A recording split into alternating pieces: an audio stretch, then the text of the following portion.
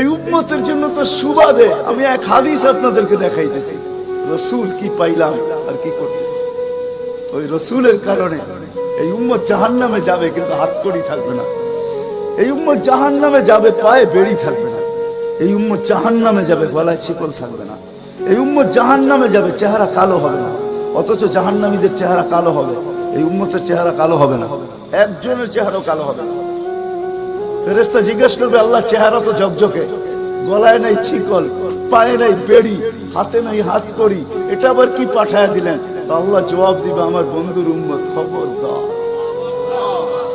তো ফেরেশতা মালিক জিজ্ঞেস করবে, দারোগা হাতকড়ি নাই কেন? বলছে, যেই হাত উঁচুতে ব্যবহার হয় ওটা হাতে হাতকড়ি লাগে না। যেই পাও মসজিদের দিকে চলে ওই পায়ে বেড়ি লাগে না। যেই কপাল আমার কুদরতি পায়ে জীবনে একবারও আমাকে পাওয়ার জন্য ঠেকায়া দিছে, সেজদা করছে, ওই চেহারা কোনোদিন কালো হয় না, গলায় কোনোদিন চিকন লাগে না। 3 জায়গায় আগুন লাগাবে না, খবরদার। চেহারায়, হাতে, পায়ে, বাকি শরীরে লাগায়া দাও। আগুনকে যখন মালিক হুকুম দিবে ধরার জন্য, আল্লাহ আমাদেরকে শিখায়া দিবে, স্মরণ করায় দিবে, আমরা কলেমা পড়তে থাকবো।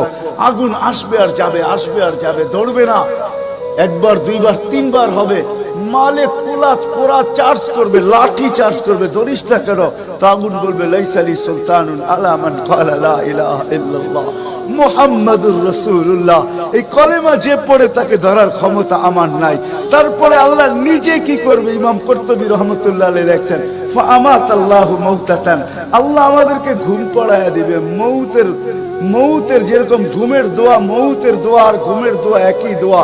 আমরা ঘুমের দোয়া পড়ি, আমুতু আহিয়া, আল্লাহ মরতে চললাম, কাল সকালে উঠাইলে উঠবো, না হলে আর কিয়ামতের আগে উঠবো না। তো ঘুমো মৌত, আল্লাহ ঘুম পড়ায়া দিবে। আযাব ঘুমের ভিতরে কমপ্লিট করে আল্লাহ বাহির করে নিয়ে আসবে, নবীর সুবাদে, নবীর সুবাদে। হায় হায় হায়, একটা পর্ব এরকম আসবে, জানি না নারায়ণগঞ্জের মানুষ বুঝবে কি বুঝবে না। একটা পর্ব এরকমও আসবে নবীর সুবাদে, একটা পর্ব এরকমও আসবে নবীর সুবাদে, এরকম একটা পর্ব আসবে। আল্লাহ জিবরিলকে ডাইকা বলবে যে আরশের সাথে কান লাগাও। তো দেখবে যে আরশের সাথে কান লাগায় একটা ক্ষীণ আওয়াজ আসতেছে, যেইখানতে বলতেছে, হান্নান মান্নান আনকিযনি, ও হান্নান মান্নান আমাকে বাঁচানা। তো জিবরিল বলবে, বড় ক্ষীণ আওয়াজ, হান্নান মান্নান বলে বাঁচাইতে বলতেছে। বলছে, জিবরিল দৌড়ে যাও, আমার বন্ধুর উম্মত আমাকে বাঁচানোর জন্য ডাকতেছে। জিবরিল যাবে দোজখের কাছে, মালিকের কাছে যাবে। মালিক লিস্টি দেখা বলবে, কেউ বাকি নাই, আখরাস তো সবাইকে বাহির করে দিছি। ফিরে আসবে, আবার শোনাবে, আবার যাবে, আবার ফিরত আসবে।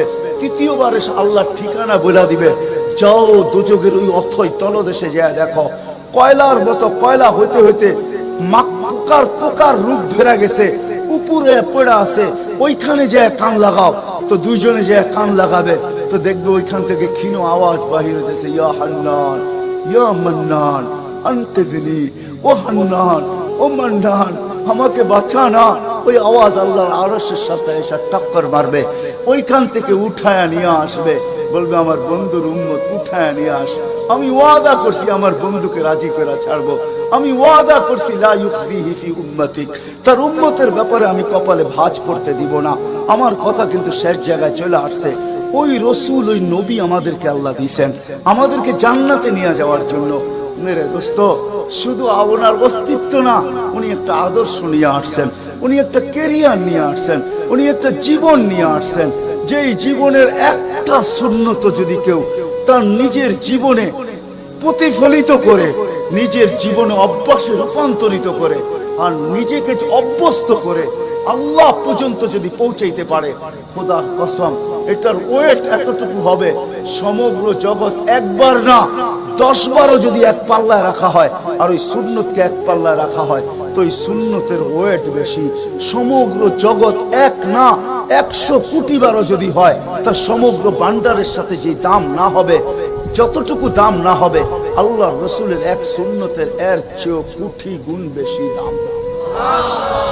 বিদায় আপনাদের পায়ে হাত রাখা বলি, আসেন 12 রবিউল আউয়ালের এই রজনীতে, যদিও দিন পার হয়ে গেছে, 13 তারিখের রাত্রে আমরা পড়ে গেছি।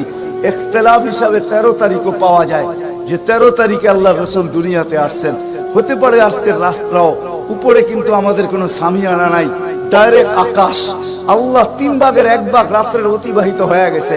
আল্লাহ এখন প্রথম আকাশে চলে আসছেন, নিজেই আহ্বান করতেছেন, হাল মিন মুস্তাগফির আগফির আলাহ।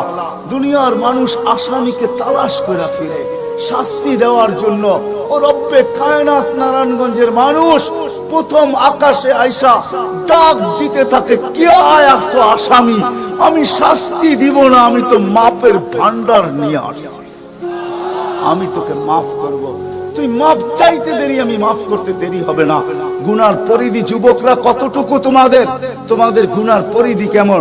সমগ্র সৃষ্টি মিলাও যদি সারা জীবন গুনাহ করে, জিবরিল তার জন্ম থেকে মৃত্যু পর্যন্ত যদি গুনাহ করে, সমগ্র ফেরেশতা কেন সমগ্র সৃষ্টি মিলা আল্লাহর নাফরমানি করা ওই পর্যন্ত গুনাহকে পৌঁছাইতে পারবে না, যেই পর্যন্ত আল্লাহ বলতেছেন ওয়ালাউ বালাগাত যুনুবুকা ইনানাস সামা ওমা আশরাকতা বি ফাস্তাগফিরতানি ফাগফারতু লাকা ওয়ালা উবালি।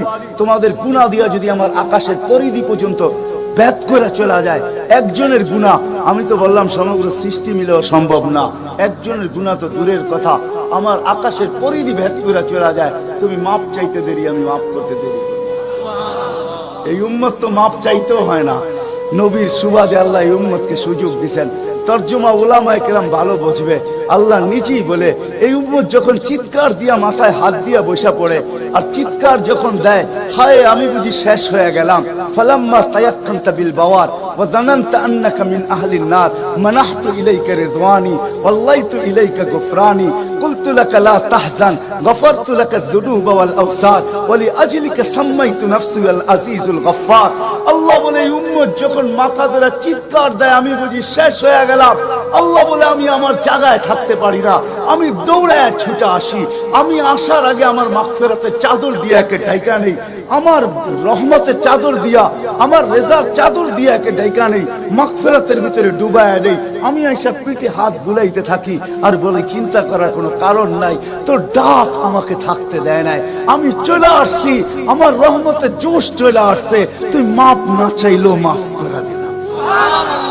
মুহাম্মদুর রাসূলুল্লাহ সুবাদে বিদায় নারায়ণগঞ্জের মানুষ, আমি যুবকদেরকেও বলবো, মা বোনদেরকেও বলবো, সবাইকে বলবো, শুধু আমাদেরকে জান্নাতে নিয়ে যাওয়ার জন্য আসেন নাই, একটা সুন্দর জীবন আমাদেরকে দেওয়ার জন্য আসছেন।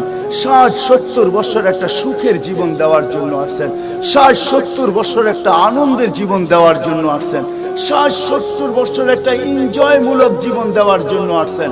আমরা যেটাকে এনজয় বলি এটাকে এনজয় বলে না। আপনি আমাকে কোনো থিওরি দিয়া বুঝাইতে পারবেন না। আমি গত মাসেরই 23 তারিখে আমার 1 মাসের আমেরিকার সফর ছিল, আমি সফর শেষ করে আসছি প্যান্ডামিকের ভিতরেও, এই করোনার ভিতরেও। আমাকে বুঝাইতে হবে না, আমি দুনিয়া চষা মানুষ, আমি চষতে চষতে শেষ করে ফেলছি, আমাকে বুঝাইতে হবে না, আমি মানুষকে বড় কাছের থেকে দেখি, আপনি আমাকে বুঝাইতে হবে না। যেগুলাকে আমরা এনজয়ের সংজ্ঞা দিই এগুলা এনজয় না, যেগুলাকে আমরা সুখের সংজ্ঞা দেই এটা সুখ না, যেটাকে আমরা বলি হ্যাপি, এটার নাম হ্যাপি না। আল্লাহর রাসূল এক হ্যাপি জীবন দেওয়ার জন্য আসছেন, এক এনজয়মূলক জীবন দেওয়ার জন্য আমাদেরকে আসছেন, এক সুখের জীবন দেওয়ার জন্য আসছেন, এক সুখের জীবন দেওয়ার জন্য আসছেন। সাহাবারা সুখী ছিল, কসম খোদা, আমরা দৌড়ায় দেখছি, কিন্তু আমরা এখন পর্যন্ত কোনো ব্যক্তি বুকে হাত দিয়ে বলতে পারবে না যে আমি কোনো সম্পর্ক নিয়ে সুখী, কেউ বলতে পারবে না কোনো সম্পর্ক নিয়ে সুখী, কেউ বলতে পারবে না আমি অর্থ নিয়ে সুখী, কেউ বলতে পারবে না আমি পদ নিয়ে সুখী, কেউ নিজে বলতে পারবে না এনাফ এই শব্দটা কেউ বলতে পারবে না, সুখী বলতে পারবে না। কিন্তু মেরে দোস্ত আসেন নবীর আদর্শে আদর্শবান হই, নবীকে চিনি, নবীর ক্যারিয়ার পড়ি, নবীর শান পড়ি, নবীর জীবন পড়ি, তারপরে আমল করি। একটা সুন্নত ঘরে আমল করে দেখেন সবাই মিলা, ওই ঘরের ভিতরে আল্লাহ সুখের বন্যা বয়ে দিবে, বন্যা, সুখের সুখ হবে না, সুখের বন্যা হবে, বন্যা।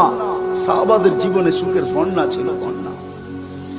ঘরে কিচ্ছু ছিল না আমি মানি, আজকেও অনেক আলেম ওলামা আছে যাদের ঘরে কিচ্ছু নাই, কিন্তু যা দেখবেন সুখ আছে, সুখ, সুখ, রাখবেন না, সুখ আছে, সুখ আছে। কয়জন বলতে পারবেন যে আপনাদের পাও টিপা ঘুমের থেকে উঠায় আর পাও টিপতে টিপতে আপনাদেরকে ঘুম পড়ায়?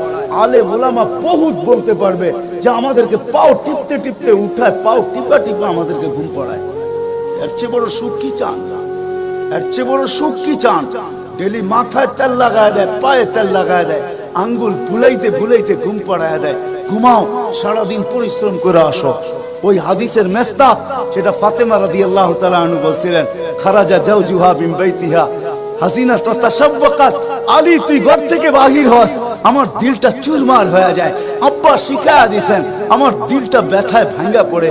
তুই কেন বাহির হলি ঘর থেকে? তাতাশাব্বাকাত, আমি রাস্তা দেখতে থাকি, শুধু দেখতে থাকি না, তুই আসার আগেই আমি দরজায় পিঠ লাগায় দাঁড়ায় থাকি। আলী তুই যখন টোকা দেস তো টোকা দরজায় পড়ে না, আমার পিঠে পড়ে, এক টোকায় খুলা দেই। আলী বলে এই জন্যই তো আজ পর্যন্ত কোনোদিন 2 টোকা দিতে হইল না, 1 টোকাই তুমি খুলা দাও। বলে আলী আমি তো রাস্তার দিকে তাকাইতে তাকাইতে কখন যে দরজায় পিঠ লাগায় দেই, আর তোর টোকা এসে আমার পিঠে লাগে, আমি সাথে সাথে খুলা দিই। আব্বা এটাই শিখেছে আমাকে। দিস ইজ লাইফ, এটার নামই লাইফ। আপনি আমাকে লাইফের সংজ্ঞা বুঝাইতে হবে না।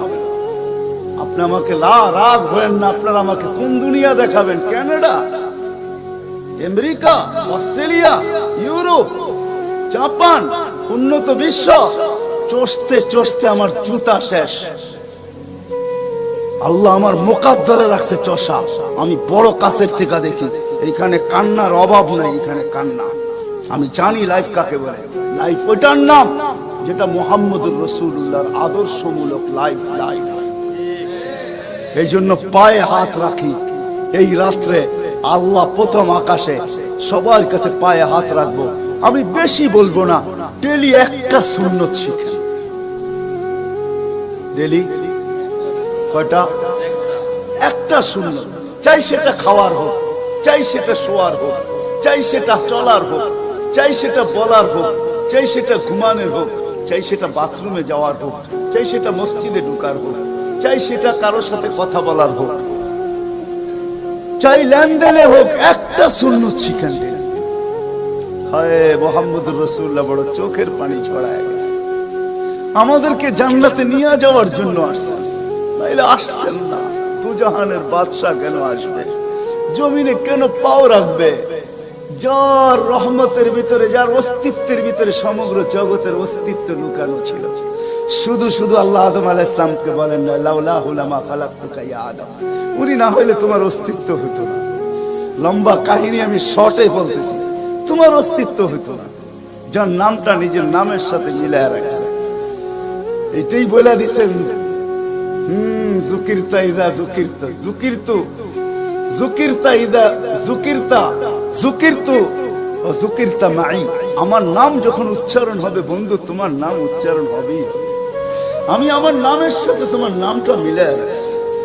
যাকে আল্লাহ 1000 বছর সৃষ্টির 1000 বছর আগে যার আল্লাহ পরিচয়ের ডঙ্কা বাজাইতেছেন, ইয়াসিন 1000 বছর আগে পড়ছেন, তখন আল্লাহ বসাইতেছে ইয়াসিন আল কোরআনিল হাকিম। আমি তো বলি ওলামা বুঝবে, ইয়াসিন আল কোরআনিল হাকিম ইন্নাকা লামিনাল মুরসালিন। আমি তো বলি ইন্নাকা ওকে বলা চলে যে সামনে উপস্থিত বসা।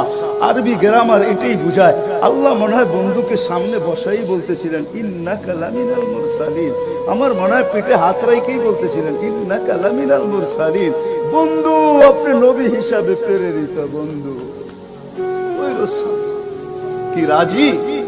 একটা সুন্নত শিখবেন। হ্যাঁ, কে কে ওয়াদা করতে পারেন? ওয়াদা, কিন্তু ওয়াদা দূর দূর পর্যন্ত। যদি নবীর মোহাব্বত থাকে আপনার ভিতরে, একটা সুন্নত ডেলি শিখবেন। ওটাকে নিজে জীবনে অভ্যস্ত হন। নবীর যুবকদের পায়ে হাত রেখা শিখো, নবীর কেরিয়ার শিখো, নবীর শান শিখো। ফেসবুকে উল্টা পাল্টা জিনিস দেখো না, উল্টা পাল্টা প্রচার করো না, নবীর শান প্রচার করো। নবীর শান শিখো। আমাদের কোন নবী, কোন নবী আল্লাহ দিয়েছেন, তার শান শিখো, তার শান প্রচার করো, তার ক্যারিয়ার প্রচার করো। নবীর খাওয়া কেমন ছিল? হায় হায়, শুধু শুধু আল্লাহ বলেন না ইন কুনতুম তুহিব্বুনাল্লাহ ফাত্তাবিউনি ইউহিব্বুকুমুল্লাহ। শুধু আল্লাহ ভালোবাসবে না, তোমাকে চুমা দিবে না, তোমাকে বুকে জড়াবে না, তোমাকে আল্লাহ নৈকট্য দিবে না, বন্ধুত্ব দিবে না, ওয়া ইয়াগফির লাকুম যুনুবাকুম। আল্লাহ ওয়াদা করতেছে গুনাহ মাফ করলেও মাফ, না করলে তো নাই, করলে মাফ মাফ মাফ মাফ মাফ। কেন? ওয়াদায় সিগনেচার করে, ডিডে সিগনেচার করে ফেলছি, আমার বন্ধুকে আমি লজ্জিত করব না। হায় হায় হায়, কিয়ামতের দিন যার আমলনামা সামনে ঝুঁকবে না, আল্লাহ রাসূল দাঁড়ায় আল্লাহর দিকে দেখবে আর বলবে আমা কুনতা লা ইউখজিকা ফি উম্মতিক, আপনি কি বলেন নাই যে আপনি আমাকে উম্মতের ব্যাপারে লজ্জিত করবেন না? পাল্লা তো সামনে ঝুঁকে না, কি করব? তো আল্লাহ বলবে বন্ধু রহমতি, রহমত দিয়ে ঝুঁকায় দিব। তো আল্লাহ রহমত দিয়ে পাল্লা ঝুঁকায় দিবে, আল্লাহর রাসূলকে আল্লাহ হাসায় দিবে। ফায়াবতাসিম, আল্লাহর রাসূল হাসা উঠবে, বাহ ঝুঁকে গেছে। হাউজে কাউসার নিজের হাতে পান করাবে, করবো তো ইনশাআল্লাহ। আল্লাহ আমাদের সবাইকে আমল করার তৌফিক দান করেন। ওমা আলাইনা ইল্লাল বালা।